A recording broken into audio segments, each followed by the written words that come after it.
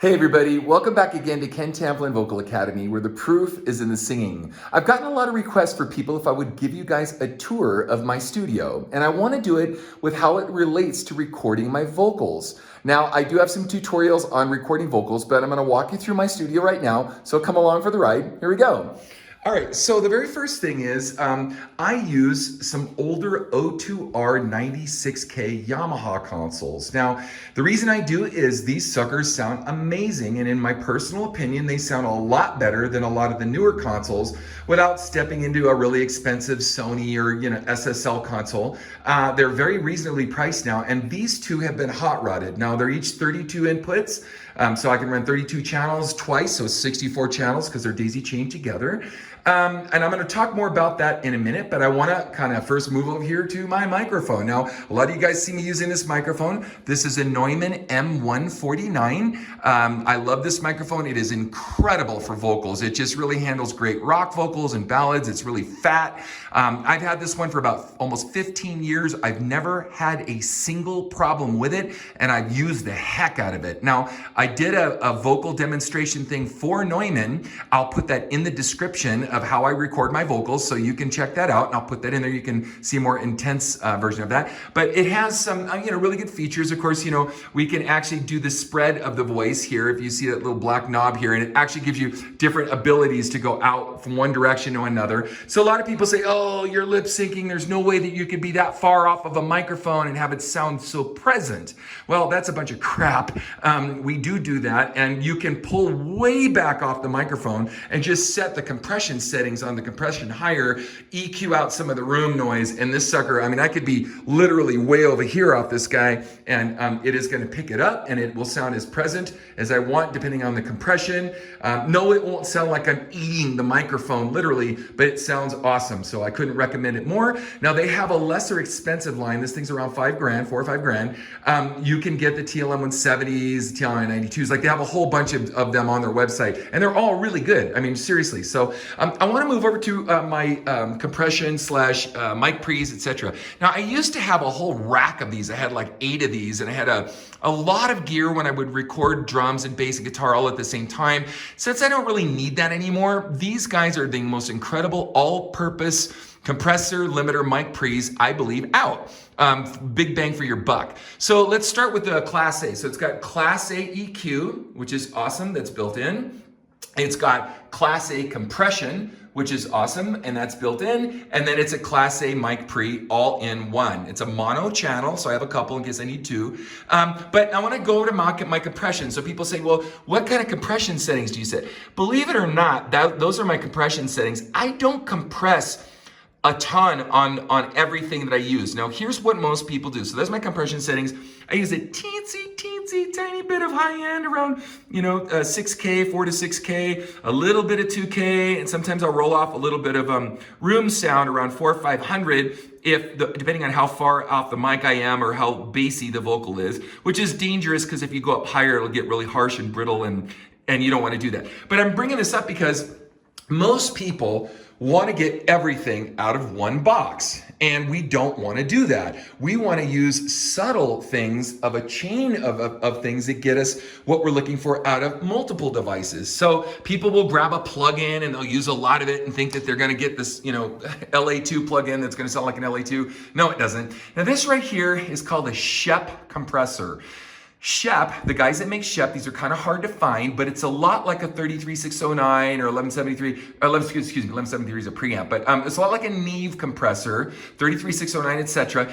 And these guys are the guys that left Neve when Neve decided to go to a transistor back end. These guys stayed true and stayed with a tube back end. Sounds so much better. Now, I'll show you, what you can see what my limiting settings. So I limit very, very little. I'm very, very sparse on how I do this. I don't hit it that hard. Watch, I'm gonna yell into the microphone and you can see how hard. Hey! Sorry. Hey! Or even here on the compressor.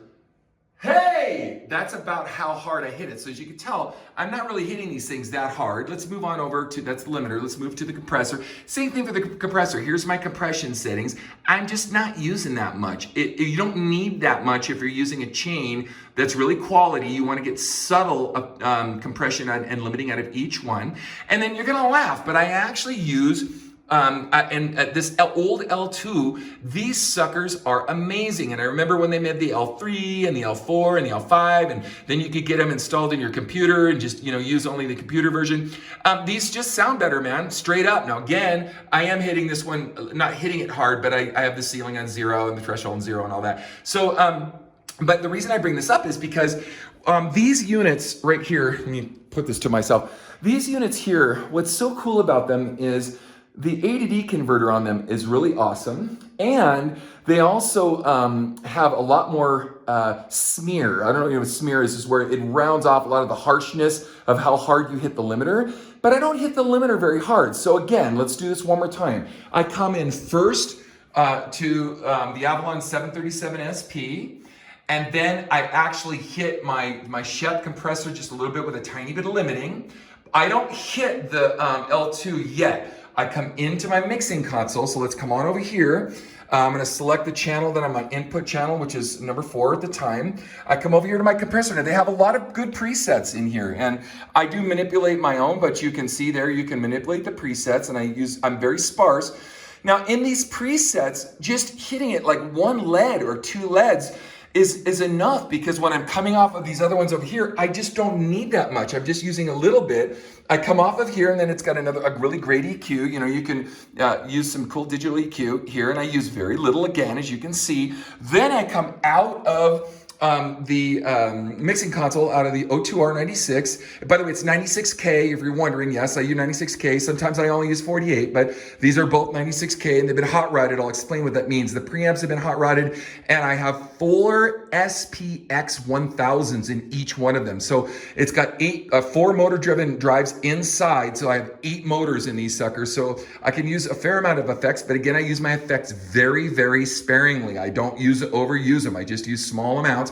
And then when I'm all done, then I finally hit the L2 at the very back end of my mixes so that I can round everything off. But this is basically it. I mean, that's what I'm using here. Now I want to come on into the control room, because this control room I'm really proud of. It was actually, there was an older guy that was an old school guy named Vincent Van Hoff. Vinny Van Hoff helped me with the room.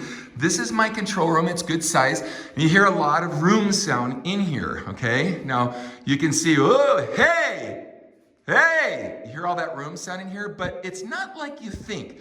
I've used a lot of dampening, okay, and there's a fair amount, but my wall looks like it's real brick. It's actually not. These are very, very specific brick that's designed for acoustic engineering. Now, they've been painted. Each one of these have been hand painted, which is awesome, but very expensive. But it actually uses a specific dampening, according to Vinny, what I really wanted to do, so that my sound swirled or traveled in a clockwise kind of manners, right? So we don't want it to have a phase relationship where it phases in between. And now these, believe it or not, even though these are photos, I paid a bloody fortune for these from Getty, so that I have the license for these. These are not non-licensed. These are licensed photographs that I paid a lot of money for, put on baffling. So these in the back are not just pictures. They were originally only the baffling, right?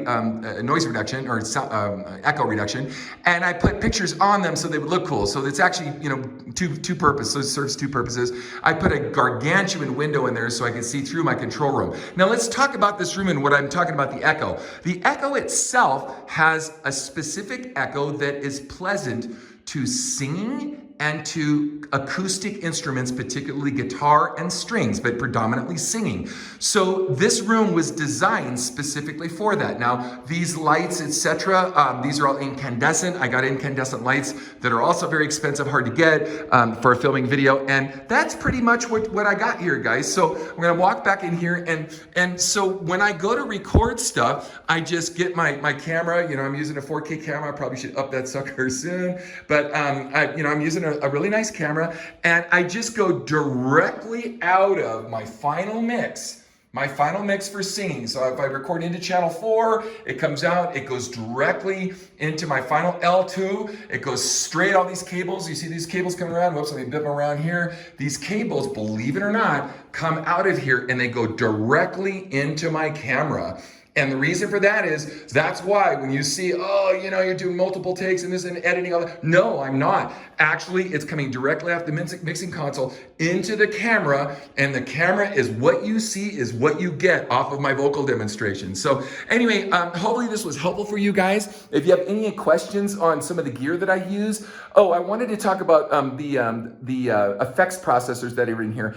I don't go straight to using a gob of effects. I'll use a little bit of room, a little bit of ambulance, that too, if it's too loud in the ears. A little bit of ambience, a lot of little delays. I like little delays. I love kind of doubling things sometimes, which I'll do here, also manipulate that manually.